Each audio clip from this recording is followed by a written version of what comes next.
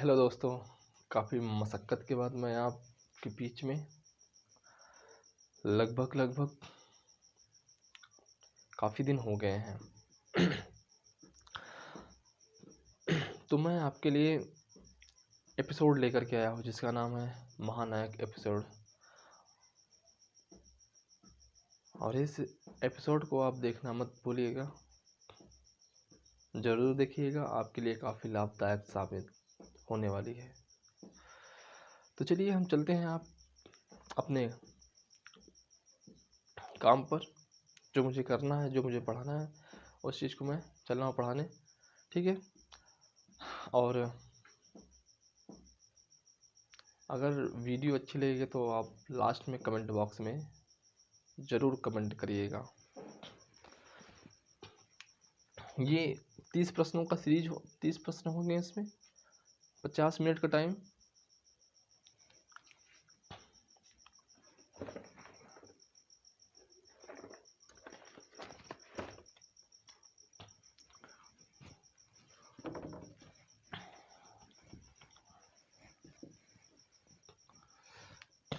ठीक है, पहला क्वेश्चन मैं आपके सामने लिख रहा हूँ।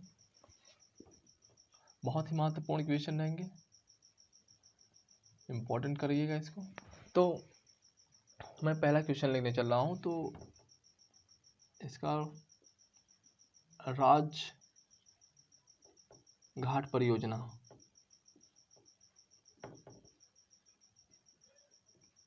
राजघाट परियोजना।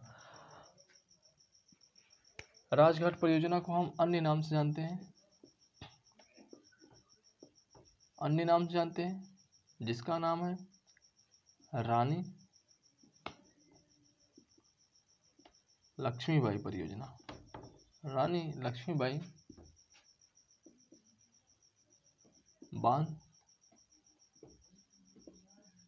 परियोजना। रानी लक्ष्मीबाई बांध परियोजना ये कहाँ पर है? तो बेतवा नदी पर बनी है। कहाँ पर? ललितपुर में।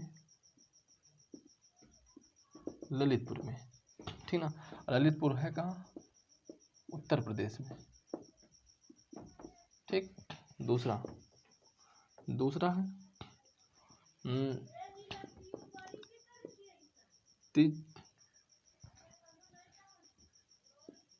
तिलैया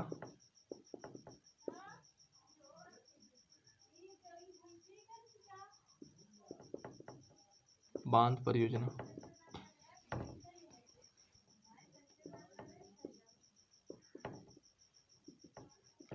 तिलैया बांध परियोजना। इस बांध को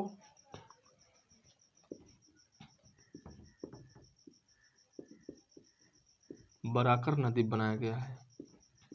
अब बराकर नदी है कहाँ? तो ये झारखंड में बहती है। झारखंड का एक जिला है जिसका नाम है कोडरमा जिला। ठीक। तो आप ध्यान दीजिएगा, तिलैया बांध परियोजना, बरकरा नदी। और बरकरा नदी कहाँ है? तो झारखंड में बहती है। और ये कोडरमा जिला में ये जो तिलैया बांध है कहाँ पर बनाया गया है? कोडरमा जिला में बनाया गया है। तीसरी बात ये है कि यहाँ मैं लिख रहा हूँ सिद्राबाद।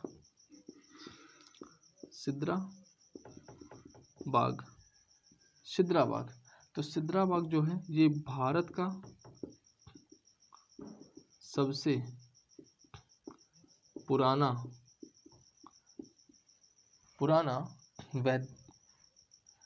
वैद्युत स्टेशन है।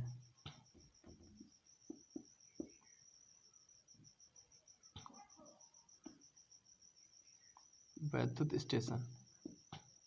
तो भारत का सबसे पुराना वैद्युत स्टेशन कौन सा है? सिद्राबाद। चौथा है आपका दार्जिलिंग। तो दार्जिलिंग के बारे में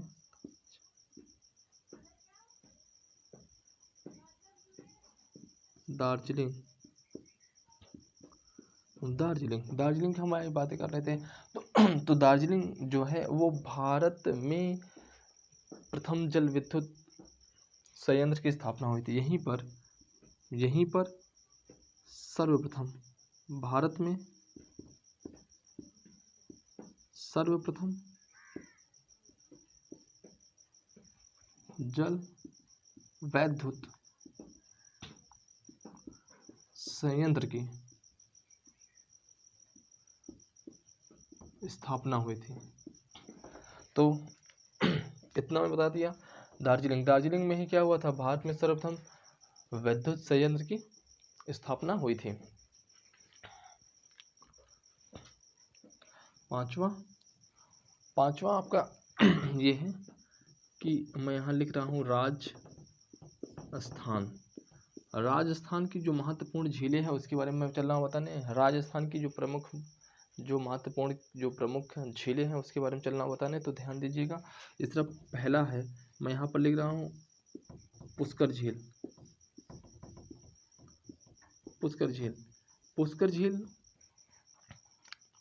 है कहाँ, तो अजमेर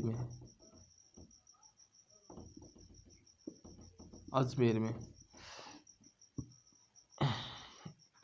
ये एक कृत्रिम झील है। इसका निर्माण कब हुआ था, 12वीं सदी में। इस चीज को ध्यान दीजिएगा। वही नक्की झील की अवस्थिति कहाँ है, यही है। तो ये जो नक्की झील है इसकी अवस्थिति माउंट आबू पर है।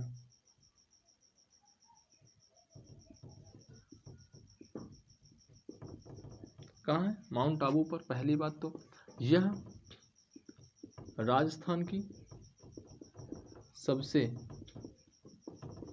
ऊंचाई पर स्थित झील है। तो राजस्थान की सबसे ऊंचाई पर स्थित कौन सी झील है, नक्की झील है। इसकी आकृति की अगर मैं बात करूं,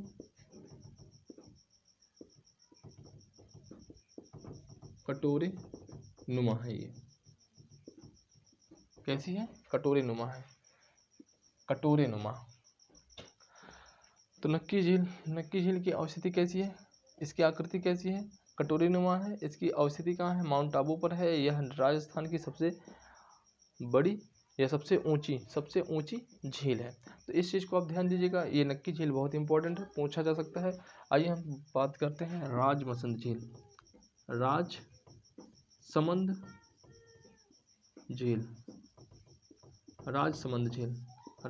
झील की जो स्थिति है वो कहाँ है, राजसमंद झील ये भी एक प्रकार की कृत्रिम झील है। इसकी अवस्थिति उदयपुर में। तो झीलें तो बहुत है राजस्थान में क्या पूरे भारत में बहुत झीलें हैं, लेकिन यहाँ पर आपको जो महत्वपूर्ण है झीलें उस चीज़ को पढ़ाया जा रहा है, उस चीज़ को बताया जा रहा है। जैसे आपको नक्की झील बहुत इंपॉर्टेंट है, पुष्कर झील आपको पूछ लेता है और राजमसंद झील पूछ लेता है। तो इस चीज़ के बारे में आप ध्यान दीजिएगा। तो आपके सामने इतना क्वेश्चन हो गया। अगर वीडियो अच्छी लग रही है तो आप वीडियो के लिए कमेंट बॉक्स में ज़रूर कमेंट करिएगा।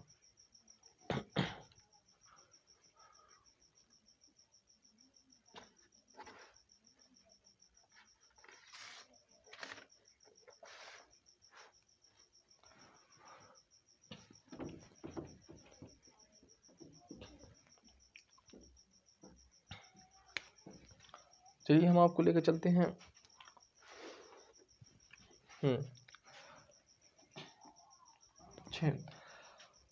अब जानते हैं कि बहुत ही इम्पोर्टेंट है। जैसे कि मैं कह दिया, पारिस्थितिकी तंत्र के लिए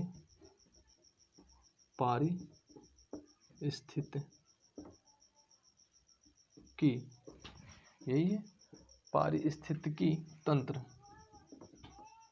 तंत्र के लिए कुछ ऐसे कदम उठाए गए थे। पारिस्थितिकी तंत्र के लिए कुछ इकोलॉजी सिस्टम के लिए कुछ कदम उठाए गए थे। जैसे जैसे एक आया था भारतीय संरक्षण अधिनियम या भारतीय वन्य जीव संरक्षण अधिनियम। ये कब आया था? तो 1972 को लाया गया था। ये 1972 ईस्वी को लाया गया था। आइए मैं दूसरा बात कर लेता हूँ। जैसे एक आया था वन्य संरक्षण अधिनियम, वन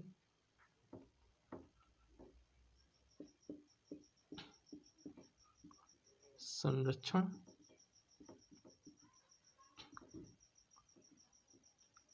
अधिनियम। वन संरक्षण, ये जो वनों की कटाई कर रहे थे, वनों की कटाई करने के लिए ये सारी की सारी चीज़ें आए थे। अभी बताएंगे हम कि ये किस लिए आए थे। तो भारतीय वन्य जीव संरक्षण अधिनियम, अर्थात कहने का मतलब जो भारत में जीव रहते थे उनको मार करके, जैसे शेर को मार करके उसके चमड़े को यूज में लाया जाता था। हाथी को काट करके, हाथी के दांत को काट करके उससे अनेक प्रकार के आभूषण और खिलौने वगैरह बनाए जाते थे। और वन की कटाई करते थे, जैसे जंगलों की कटाई कर देते थे तो उसमें जो जंगली जीव रहते थे उनका जो रहने का आवास था उसको काट दिया जाता था। अब वो जंगल है, जंगल में कौन रहेगा? जंगली जानवर रहेंगे, तो उनका आवास है, अर्थात उनके आवास को नष्ट किया जा रहा है। तो इस चीज़ को रोकने के लिए सब भारत सरकार ने वन संरक्षण अधिनियम लागू किया था। तो ये आया था 1980 ईस्वी को। 1980 ईस्वी को। वेरी वेरी इंपॉर्टेंट, ये सारे के सारे आपके महत्वपूर्ण क्वेश्चन हैं। ये क्वेश्चन पूछे जाते हैं कि वन संरक्षण अधिनियम कब आया था? 1980 ईस्वी को। भारतीय वन्य जीव संरक्षण कब आया था? 1972 ईस्वी को। 1972। हाँ, टाइगर प्रोजेक्ट टाइगर प्रोजेक्ट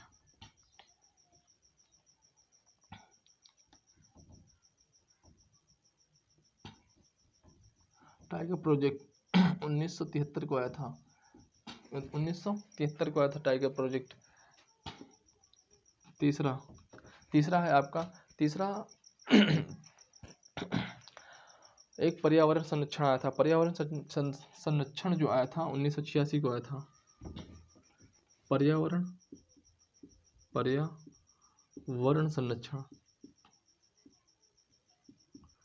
संरक्षण ये 1986 को आया। 1986 बहुत इंपॉर्टेंट है। ये सारे के सारे क्वेश्चन जो मैं लिखवा रहा हूँ ये तीनों बहुत इंपॉर्टेंट है, तो इस चीज़ को आप जरूर छाप लीजिएगा, छोड़िएगा नहीं। तो चलिए, इतना अगर आपको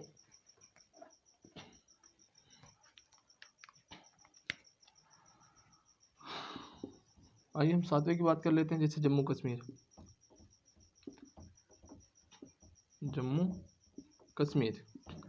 कश्मीर में आपका वुलर झील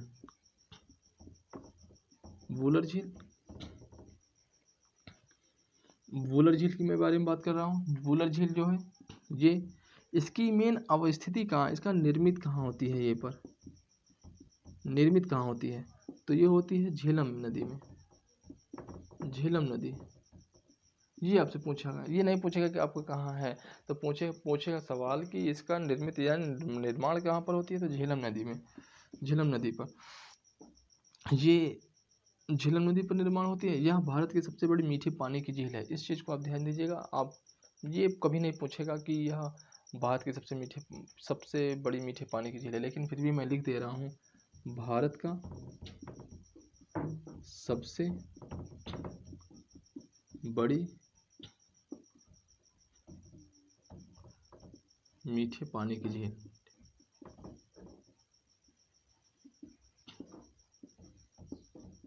मीठे पानी की झील भारत में, या भारत की सबसे बड़ी मीठे पानी की झील, भारत की सबसे बड़ी मीठे पानी की झील कौन सी है? तो ये है आपकी वुलर झील। इसका निर्मित कहाँ होती है? तो झेलम नदी में निर्मित होती है। और यह एक गोखुर झील है। यह एक कैसी झील है? गोखुर, अर्थात कहने का मतलब जो गाय के खुर के आकृति की तरह होती है, गाय के खुर की आकृति की तरह इसकी आकार है। कैसी है? आकार है। तो वहीं इसकी कैसी है? आपको मैं बताया था कटोरी नुमा, तो इसकी आकृति कैसी है? गोखुर की तरह है। डल झील, डल झील, डल झील है कहाँ आपका? तो डल झील आपका है वही श्रीनगर में। इसकी जब जो अवस्थिति है, मैं यहाँ लिख दे रहा हूँ अवस्थिति, इसकी अवस्थिति कहाँ है? श्रीनगर में। श्रीनगर में, आप इस चीज़ को ध्यान दीजिएगा, इसकी अवस्थिति कहाँ है?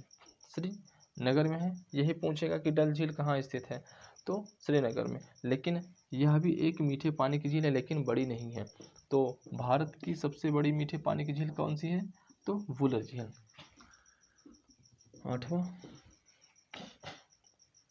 आठवें में आंध्र प्रदेश,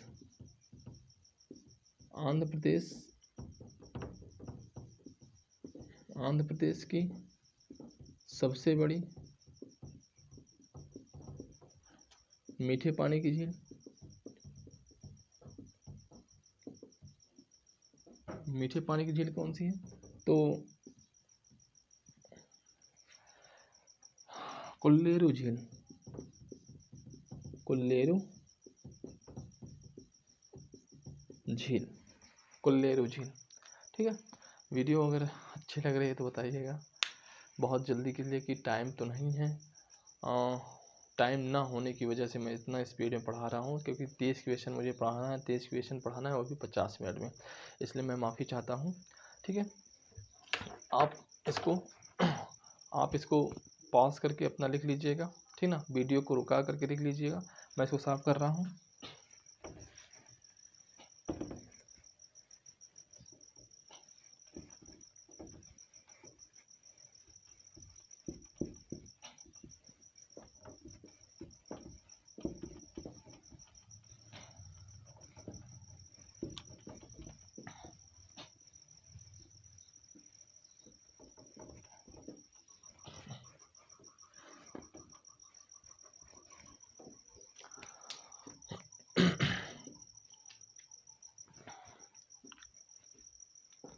तो यहाँ तक हो गया।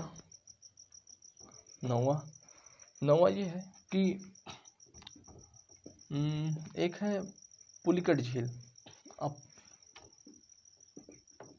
पुलिकट झील ना, पुलिकट झील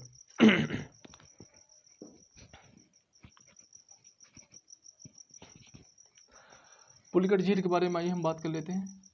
पुलिकट झील, पहली बात, पुलिकट जो झील है ये आपको पता होगा कि भारत में उपस्थित एक खारे पानी की झील है, जो सांभर झील है, जो राजस्थान में है ना। तो ये पहले तो सबको पता है कि भारत में सबसे बड़ी खारे पानी की झील कौन सी है? वो है आपकी सांभर झील। लेकिन अगर मैं कहूँ कि भारत में दूसरे सबसे बड़ी खारे पानी की झील कौन सी है, वो है पुलिकट झील। भारत में दूसरी सबसे बड़ी खारे पानी की झील कौन सी है? भारत में दूसरी सबसे बड़ी खारे पानी की झील, खारे पानी की झील कौन सी है? पुलिकट झील। इसकी अगर मैं अवस्थिति की बात करूं,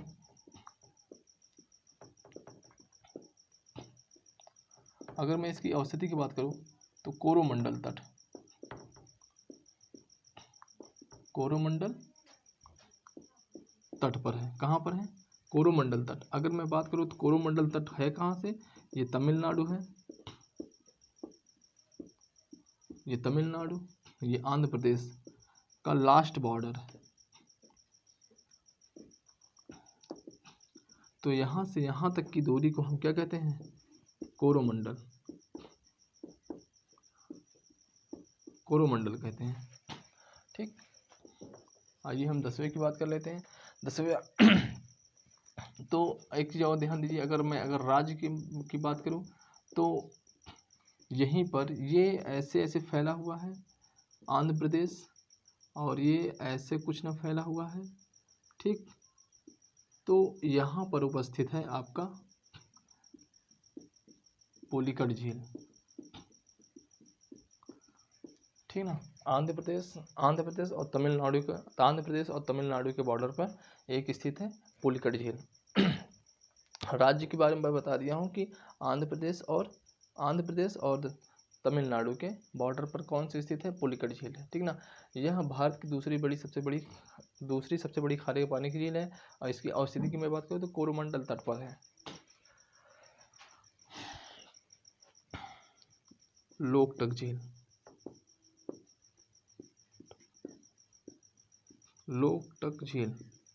लोकटक झील की अवस्थिति कहाँ पर है? लोकटक झील जो है वो मणिपुर में है। कहाँ पर है? मणिपुर में है। अगर मैं बात करूँ तो इसमें विश्व का एकमात्र तैरता हुआ राष्ट्रीय पार्क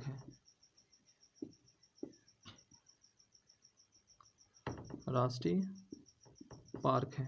जिसका नाम है केबुल लामजाओ,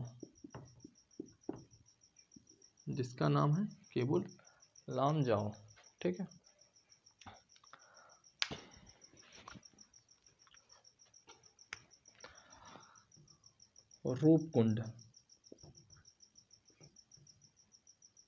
रूपकुंड झील, ये क्या है? एक झील है। रूपकुंड झील को इसका अन्य नाम है रहस्यमयी झील इसे कहते हैं। क्या कहते हैं? रहस्यमयी झील कहते हैं इसको। और वहीं अगर मैं बात करूँ तो इसकी विशेषता ये है कि यह एक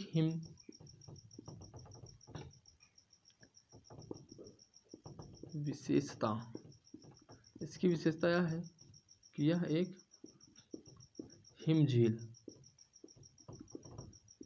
का उदाहरण है। कहने का मतलब ये हो गया कि इसमें हिम पाए जाते हैं, अर्थात बर्फ पाए जाते हैं इस नदी में।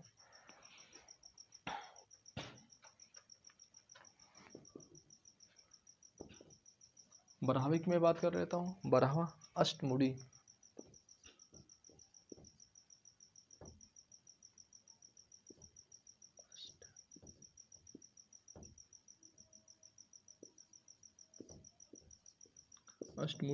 झील, अष्टमुड़ी झील ये केरल में, आप सब लोग जानते हैं केरल में, और केरल के ये कोलम जिला में है। केरल के कोलम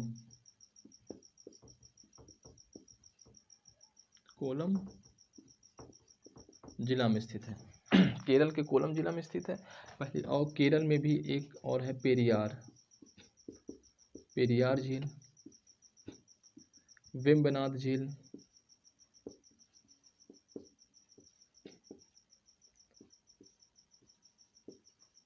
तो इस चीज को आप ध्यान दीजिएगा, वेम्बनाड और पेरियार झील और अष्टमुड़ी झील, ठीक है।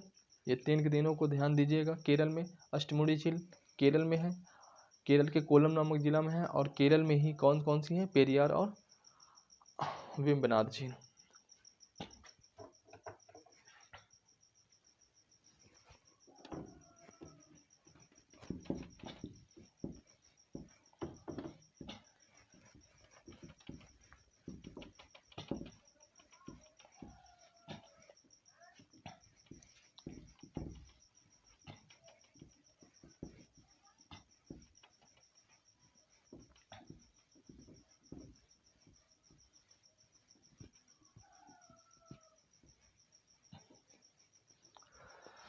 अगर वीडियो अच्छी लग रही है तो आप मेरे वीडियो को लाइक, सब्सक्राइब और शेयर ज़रूर करिएगा, लाइक भी करिएगा।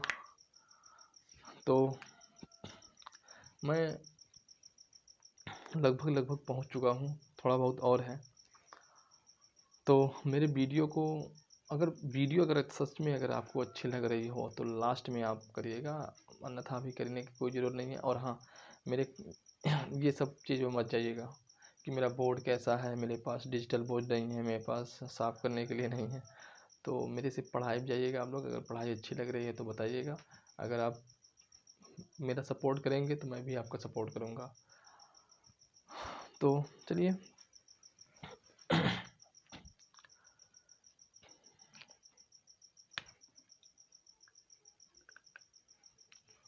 इतिहास में हम आते हैं। क्वेश्चन पूछा जाता है कि भारत पर सफल मुस्लिम आक्रमण किसने और कब किया था। तो मैं यहाँ पर लिख रहा हूँ मोहम्मद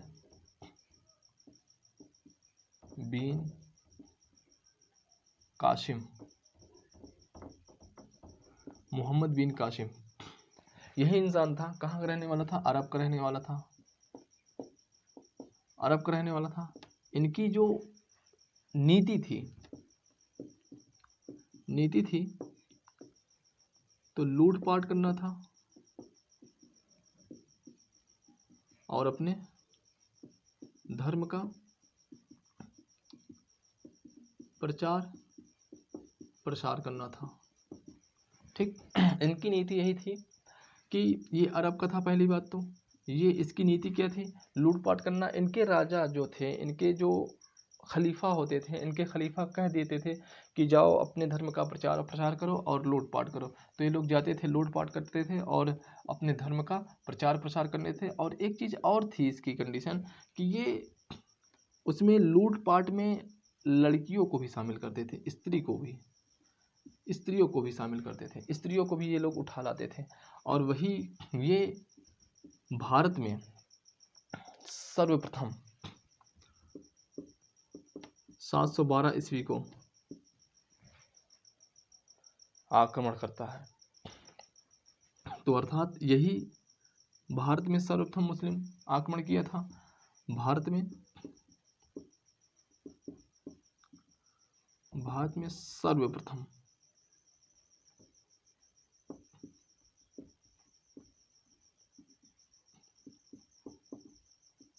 मुस्लिम आक्रमण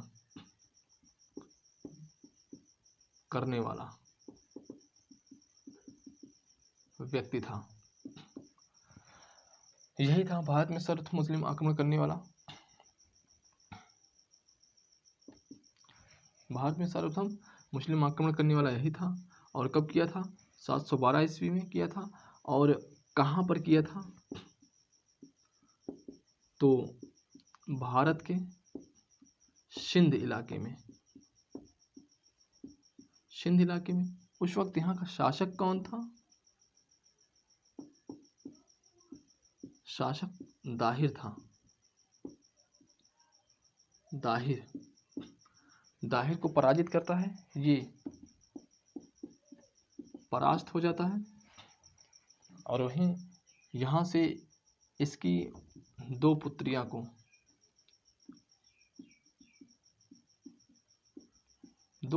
उठा करके लेकर चला जाता है अपने अरब देश में।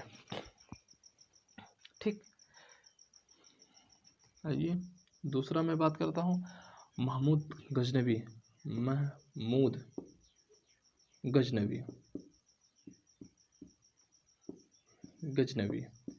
ये भारत पर कुल 17 बार आक्रमण करता है। कितनी बार करता है? 17 बार आक्रमण करता है। ये भारत पर कुल कितनी बार आक्रमण करता है? 17 बार। लेकिन इसमें से एक महत्वपूर्ण है जिसका नाम है 1026 ईस्वी का। 1026 ईस्वी में इसने सोमनाथ मंदिर को लूट ले गया था। सोमनाथ मंदिर को क्या कर लिया था? सोमनाथ मंदिर पर आक्रमण करने वाला या सोमनाथ मंदिर को लूटने वाला कौन था? तो महमूद गजनवी था। कब लूटा था? 1026 ईस्वी को लूटा था। 1026 ईस्वी को लूटा था इसने, मोहम्मद गजनवी ने। अब ये लूटपाट तो करता ही था, तो ये अफगानिस्तान में गया था। अफगानिस्तान में एक व्यक्ति को जिसका नाम था अल-बरूनी, अल-बरूनी, और ये अल-बरूनी को उठा लाता है। काफ़ी लोगों को लेकर के आया, कोई ज़रूरी नहीं है, लेकिन उसमें से एक महत्वपूर्ण था जिसका नाम था अल-बरूनी। अल-बरूनी ने अपने जीवन काल में एक किताब लिखी थी, एक पुस्तक है जिसका नाम है तहकीक-ए-हिंद, तहकीक-ए-हिंद नाम है। और वहीं यह संस्कृत भाषा का ज्ञाता था, संस्कृत भाषा का ज्ञाता था। ये जब भारत में आया तो संस्कृत भाषा के बारे में जाना, पढ़ा उसको, और वहीं जब पढ़ता है तो यही अल-बरूनी है जो वेद और उपवेद, वेदांग,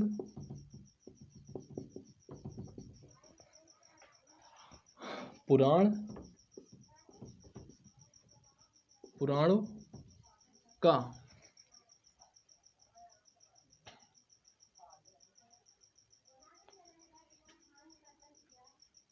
अध्ययन करने वाला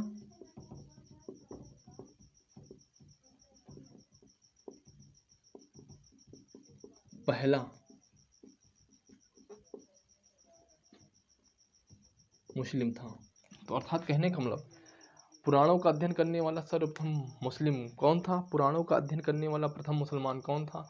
तो अल-बरूनी था। कौन था? अल-बरूनी था।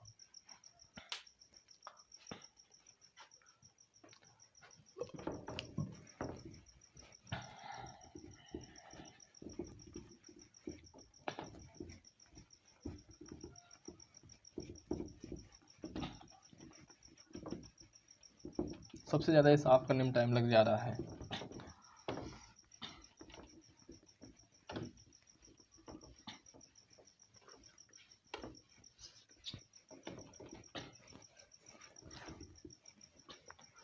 ना, सबसे ज़्यादा ये साफ करने में टाइम लग जा रहा है, तो इसलिए मैं चाह रहा हूँ कि बहुत जल्दी पढ़ाऊँ, क्योंकि भी मुझे और कुछ भी काम करना है, बहुत ज़्यादा काम रहता है। टाइम निकाल करके मैं वक्त निकाल करके पढ़ाता हूँ। तो इतना समझ में आया होगा तो बताइएगा आप लोग।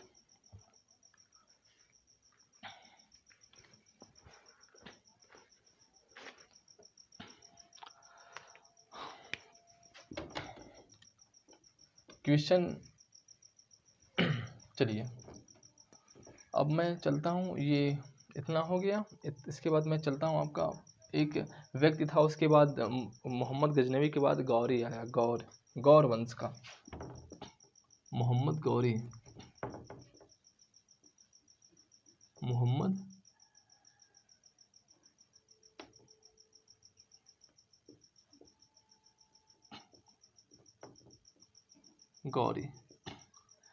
बस इसका मोहम्मद गौरी का बहुत ज़्यादा सिर्फ इसके अभियान को पता करना है। अभियान इसके कितने, कौन कौन से किए थे अभियान, वही पता करना है। तो चलिए हम यहाँ पर चलते हैं।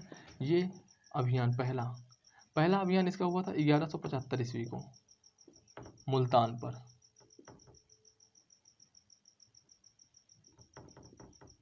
पर, ठीक है। और वही दूसरा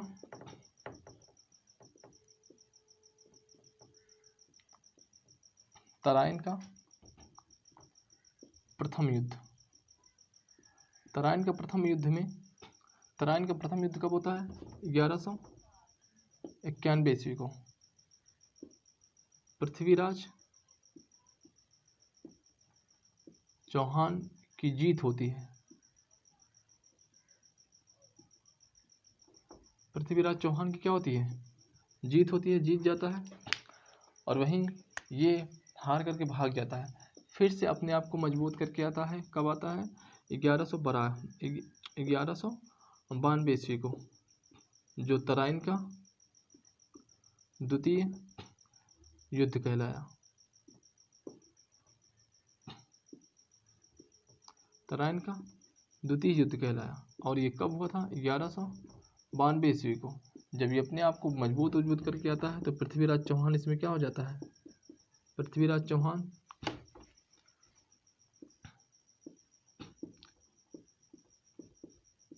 चौहान की क्या होती है? हार होती है। और ध्यान दीजिए, यही वो टाइम था इसी युद्ध में, तराइन का जो द्वितीय युद्ध हुआ था, जब पृथ्वीराज चौहान जब हारा तो भारत में मुस्लिम शक्ति का स्थापना होती है। यही से भारत में मुस्लिम शक्ति का आगमन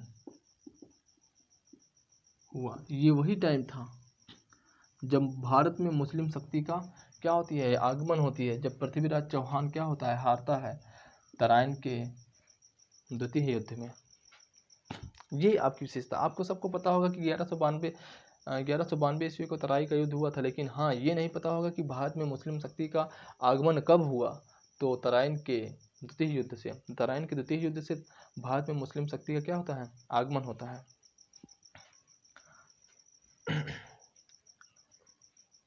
और उसके बाद एक और जो नहीं पूछता है खासकर, लेकिन हाँ मैं बता दे रहा हूँ आपको, ऐसे ही चंदावर के युद्ध लड़ा गया था 1194 ईस्वी को। और इसमें कौन था? जयचंद्र था। जयचंद्र इसमें क्या हो गया था? हार गया था। ठीक है, तो इसको मैं बताने की कोशिश नहीं करूँगा, आपको बता दिया हूँ, लिखाऊंगा नहीं, इस पर मैं एक व्हाइट बोर्ड पर लिखवा दूँ। आप इतना ध्यान दीजिएगा, 1192 ईस्वी को चंदावर का युद्ध हुआ था और इसमें जयचंद्र क्या हो गया था? हार गया था।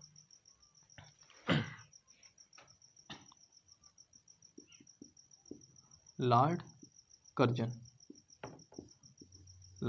के बारे में चलना होता है, ठीक ना। लॉर्ड कर्जन जो था, इसी के टाइम पर ना, यहाँ इसी के टाइम पर एक पुरातत्व सर्वेक्षण था। इसी के टाइम पर पुरातत्व सर्वेक्षण, ठीक है ना, पुरातत्व सर्वेक्षण, इसको क्या किया गया था? केंद्रीकृत किया गया था। केंद्रीकृत करके इसका एक नाम दिया गया था। इसी के टाइम लॉर्ड कर्जन के समय पर एक विभाग था जिसका नाम था पुरातत्व सर्वेक्षण। अब पुरातत्व सर्वेक्षण को केंद्रीकृत करके एक नाम दिया गया था जिसका नाम था भारतीय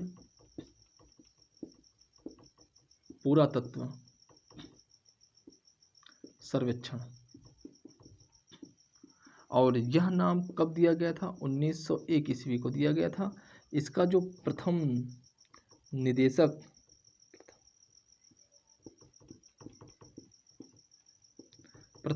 किसे बनाया गया? तो जॉन मार्शल को।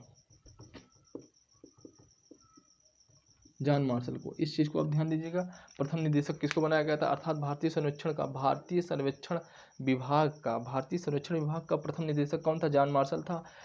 इसको लॉर्ड कर्जन ने पुरातत्व सर्वेक्षण को केंद्रीकृत करके इसका नाम कब बदला था? 1901 ईस्वी में क्या किया था? भारतीय पुरातत्व सर्वेक्षण अधिनियम नहीं, विभाग।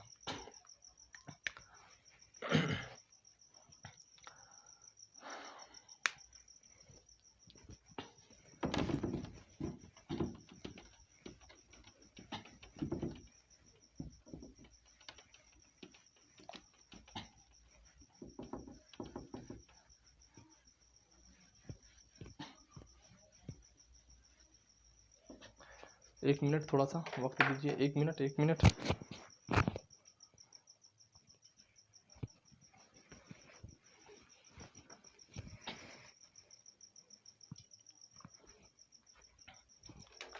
धूप आ रही थी, तो चलिए मैं यहाँ पर लिख रहा हूँ नालंदा विश्वविद्यालय।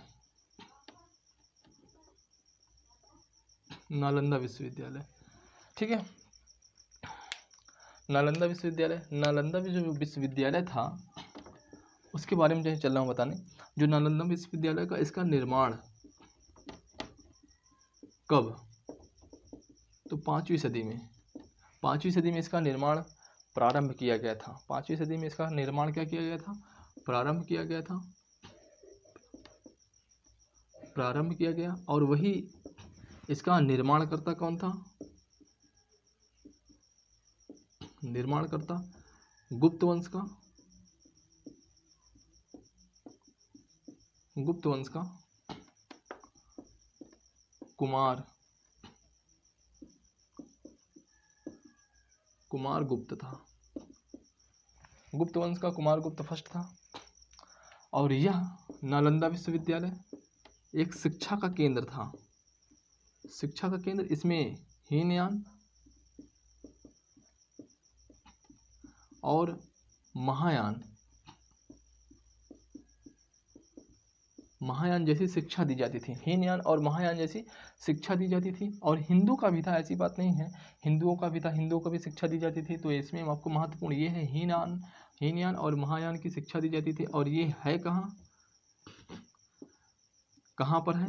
तो बिहार में है। कहाँ पर है? बिहार में है। इस चीज़ को आप ध्यान दीजिएगा, बिहार में स्थित है ये। ठीक।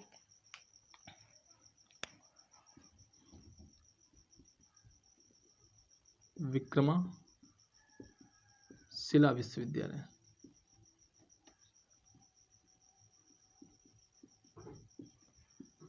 विक्रमशिला विश्वविद्यालय। जो विक्रमशिला विश्वविद्यालय है, इसका निर्माण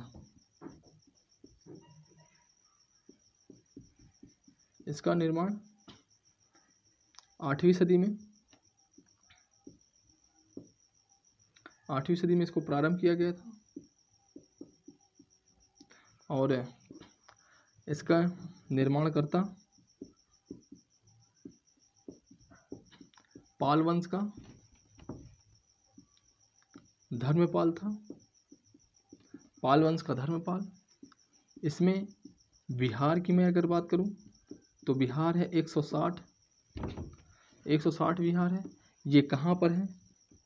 बिहार के एक जिला है जिसका नाम है भागलपुर, भागलपुर। और भागलपुर में ही अचिंतक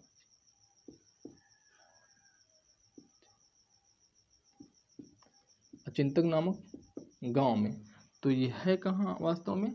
तो ये है आपका अचिंतक नामक गांव में। अचिंतक नामक गांव कहाँ है? भागलपुर। और भागलपुर जिला आपका कहाँ है? बिहार में स्थित है। ठीक है, इतना आपको। हाँ, एक चीज़ और है इम्पोर्टेंट कि इसको नष्ट करने वाला कौन था?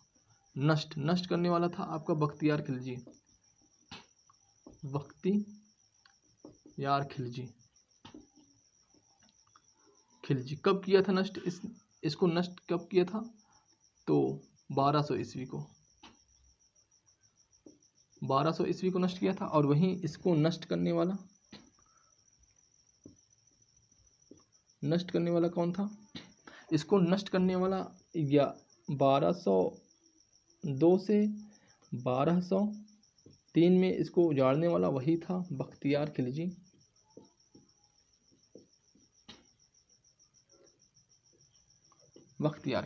और बख्तियार खिलजी कुतुबुद्दीन ऐबक का क्या था? गुलाम था। बख्तियार खिलजी कुतुबुद्दीन ऐबक का गुलाम था। बख्तियार खिलजी नहीं, गौरी का। ठीक ना, गौरी काफ़ी ज़्यादा गुलाम थे। ठीक ना, गौरी का पुत्र एक भी नहीं थे, लेकिन वो खुद कहता था कि मेरे पास 1000 पुत्र हैं। जैसे आपको पता है एलदौज, फिर एलदौज था, कुबाचा था, और कुतुबुद्दीन ऐबक था, बख्तियार खिलजी था। ऐसे कई उसके हज़ारों गुलाम थे। उसको वो हज़ारों गुलामों को ख़रीद करके रखा था। और इल्तुतमिश को भी ख़रीदा था। आपको सबको पता है, वो उसको बेचने के लिए उसके पास इतने पैसे नहीं थे गौरी के पास। फिर भी उसने अपने बाज़ार में इल्तुतमिश को बेचने के लिए पाबंदी लगा दी थी कि इल्तुतमिश को कोई ख़रीदेगा नहीं। तो इतनी बातें आपको समझ में आई होगी। तो आज के लिए इतना ही रहेगा। आने वाले टाइम पर फिर से आपको कल फिर से आपकी वीडियो रहेगी, फिर से क्लास रहेगी। आप फिर से कल क्लास कर लीजिएगा। और हाँ, मेरे लाइक और सब्सक्राइब को आप बढ़ाइए, जिससे आपको बहुत ज़्यादा फ़ायदा हो सके। धन्यवाद आज के लिए।